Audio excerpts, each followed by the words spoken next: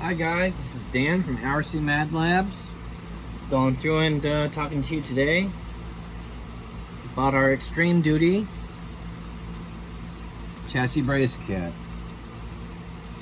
By now you've already received the kit, and you probably can see that the first part you're going to deal with is the other video that I've made using the chassis shim kit. This kit backs up, supports as a system the chassis brace kit. Your chassis brace would have come in one of two versions: diamond plate, which is more durable in a sense, it lasts and looks better longer.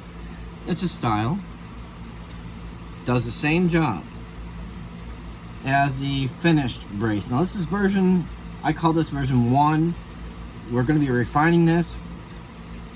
Newer models will be a little bit more polished, but both are doing the same job. Out of the gate, I need you to understand this chassis brace has been through a lot of testing and a lot of expense of our own, a lot of damages.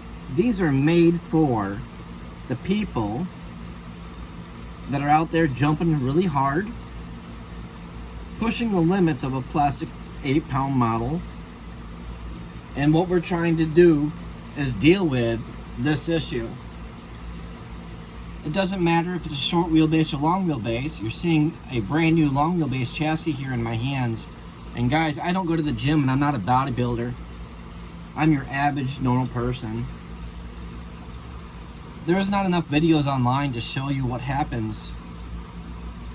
It's worse than what I can display. But the chassis is very fragile.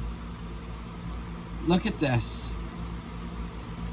A little bit of twist. You see this?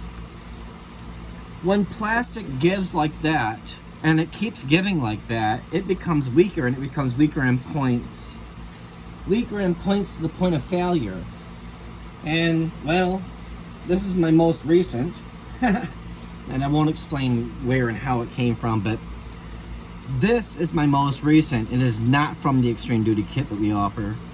We had a failure of a rear differential area and complete failure of the combined locked-in rear shock tower area.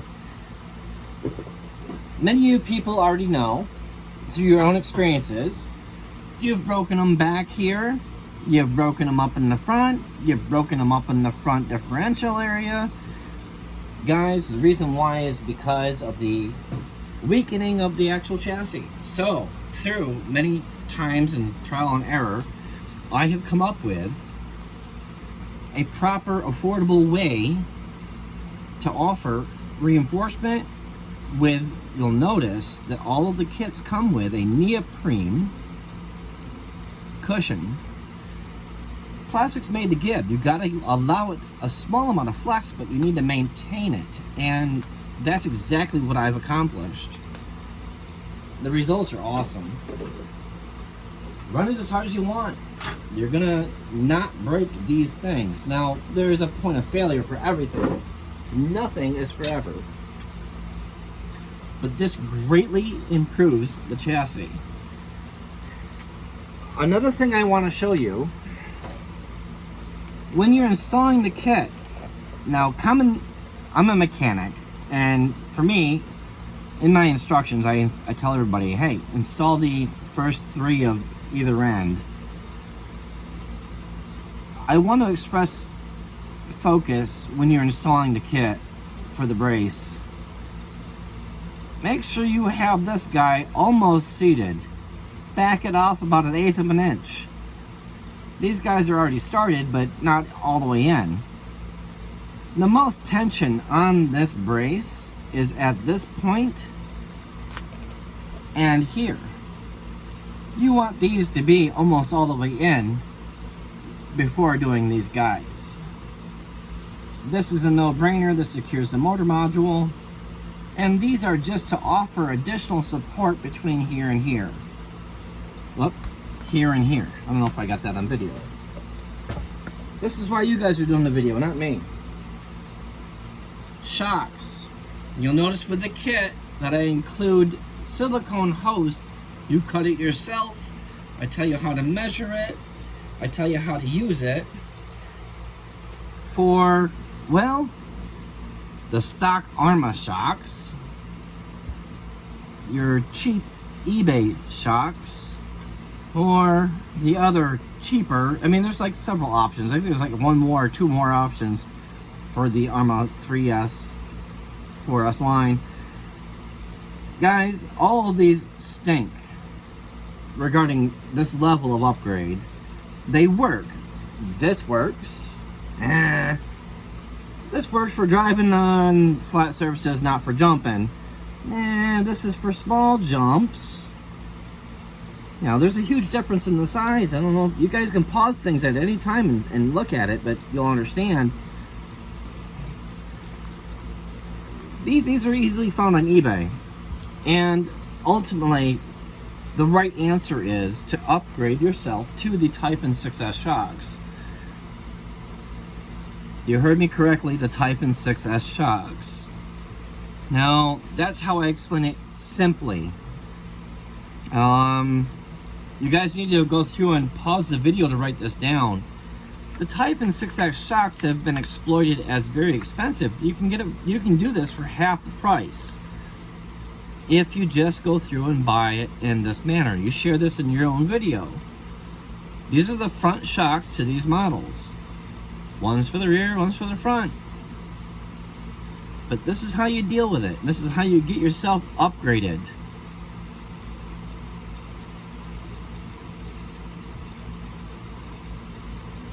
That's half the price compared to just searching on eBay the words 6S Typhon shocks.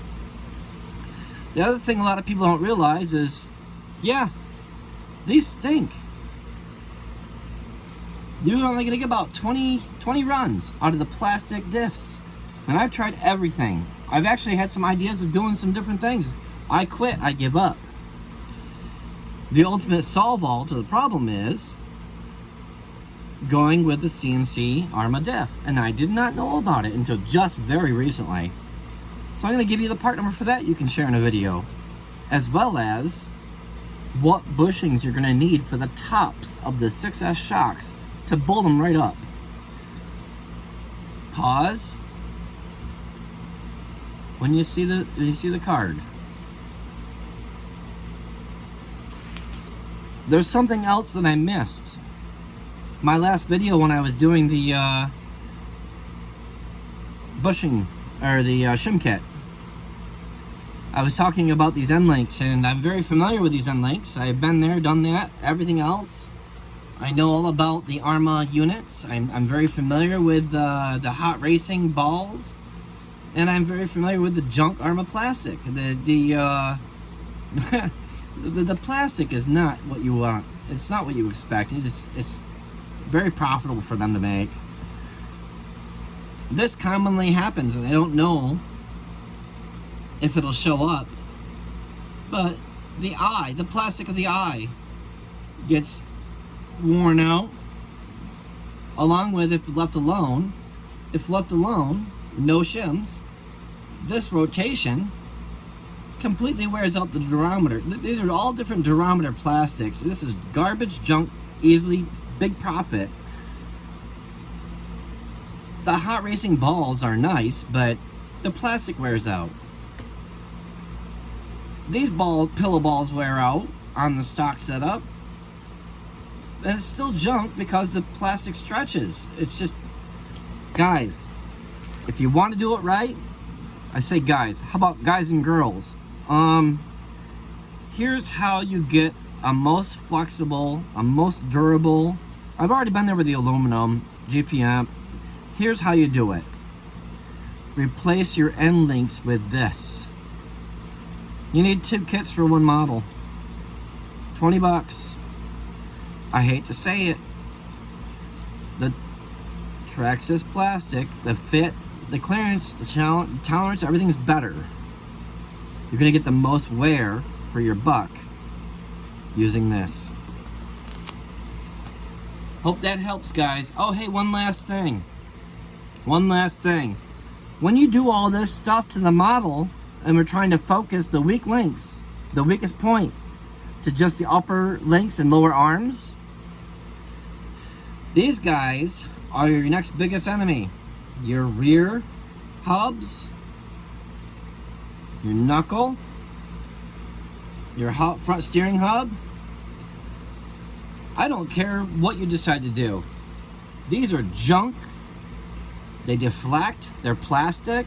They don't even hold the bearings and the races of the bearings in place properly. Buy the cheapest ones you can find. In my opinion, it is the RcMadLabz off eBay. They're made in China. But when you install your bearings, install brand new bearings and use a very light coating with a toothpick around the outer of the bearing. Everything's cleaned up really nice before you do this and rubbed and wiped out with rubbing alcohol. Use JB Weld on the actual aluminum parts where the bearings ride. Take a Dremel tool, clean them up. These parts are still removable and still serviceable. You just gotta tap them out. You'll find your best results are going aluminum on your ends for your hubs, carriers, wood knuckles, whatever you want to call them. You just have to have smarts how to take care of the tolerances and to lock it hard. When you do this, make sure you let it sit for a day before you actually use the model. There's more to come. We got a thinner brace that we're going to be releasing soon. So hang tight, and thanks for watching.